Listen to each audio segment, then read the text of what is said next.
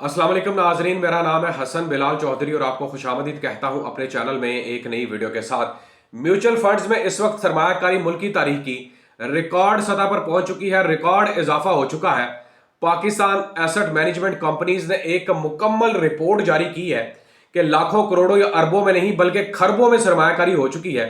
कौन से mutual fund के अंदर लोगों ने अब तक सबसे ज्यादा सरमायाकारी की है या कौन सा सबसे ज्यादा मुनाफा दे रहा है, मुकम्मल रिपोर्ट आज की वीडियो में आपके साथ शेयर करने जा रहा हूं।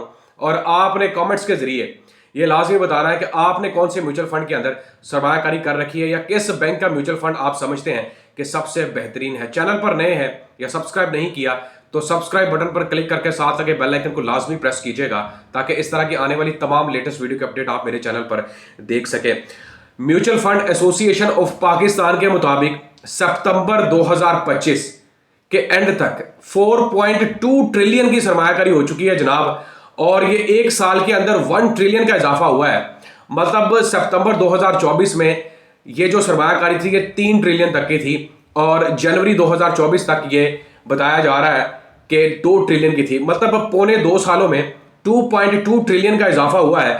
और ये इजाफा ऐसे वक्त में देखने में आ रहा है जब एक तरफ प्रॉफिट रेट्स कम हो रहे हैं। मतलब अगर प्रॉफिट रेट्स की बात करें तो बिल्कुल एग्जैक्टली पिछले साल इन दिनों में प्रॉफिट रेट्स तकरीबन 22% तक चल रहे थे, जो कि अब कम होकर 10 से 12% या इससे भी कम कुछ बैंक्स दे रहे हैं। लेकिन उसके बावजूद लोग जो है वो सरमायाकारी कर रहे हैं। और कौन से म्यूचुअल फंड्स है इसका आगे जाके बताता हूं।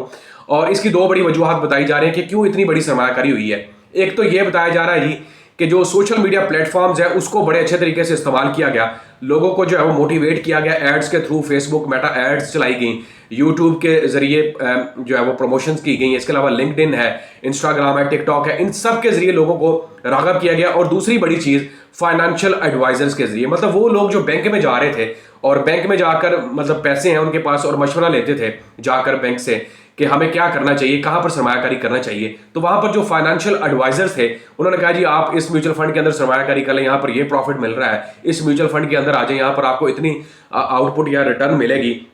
और ये सबसे बड़ी वजह बताई जा रही है अब तक।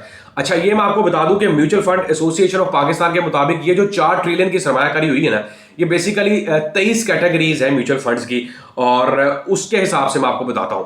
ये बताया जा रहा है कि इस वक्त सबसे ज्यादा जो सरमायाकारी हो चुकी है ना 4 ट्रिलियन में से 1.8 ट्रिलियन जनाब मनी मार्केट के म्यूचुअल फंड में हुई है। मनी मार्केट के म्यूचुअल फंड्स बहुत सारे हैं, बहुत सारे बैंक्स के हैं, जैसे एनबीपी का इस्लामिक मनी मार्केट फंड है या फिर मिजान का कैश फंड की आप बात कर लें। इसके अलावा जो दूसरे नंबर पर बताया जा रहा है वो इनकम फंड्स है। भाई इनकम फंड के अंदर इस वक्त 1 ट्रिलियन की सरमायाकारी हुई है आउट ऑफ 4।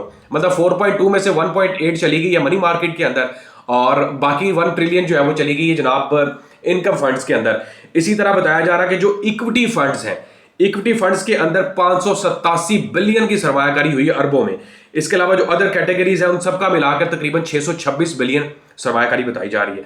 अच्छा, इसके अलावा जो पेंशन स्कीम्स हैं मुख्तलिफ बैंक्स की आपने पढ़ी होंगी और उनके ऊपर जो इस वक्त सरमायाकारी चल रही है अकॉर्डिंग टू सितंबर 2025 के रिपोर्ट्स के मुताबिक वो 120 बिलियन बताई जा रही है। और इसी तरह जो employers pension funds and exchange traded funds हैं इनमें म्यूचुअली 3.2 बिलियन और 2.7 बिलियन रेस्पेक्टिवली बताई जा रही है। अच्छा, एक और आपको बता दूं कि सबसे ज्यादा सरमायाकारी की खुद इन्वेस्टर्स ने है। मतलब ये जो 4.2 ट्रिलियन की सरमायाकारी है ना इसमें से 1.8 ट्रिलियन वो इन्वेस्टर्स हैं, वो इंडिविजुअल्स हैं जिन्होंने बजाते खुद अपना पैसा लगाया है। और उसके अलावा इसमें 1.9 ट्रिलियन की जो सरमायाकारी वो पब्लिक लिमिटेड कंपनीज ने की है और इसके अलावा एसोसिएटेड फर्म्स ने की है।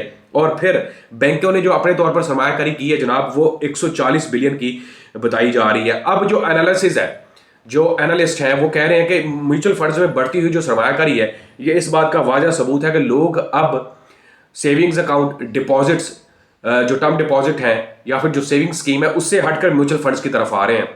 अब इसमें एक चीज़ याद रखिएगा कि इसमें लो, मीडियम और हाई रिस्क म्यूचुअल फंड तमाम के तमाम शामिल हैं।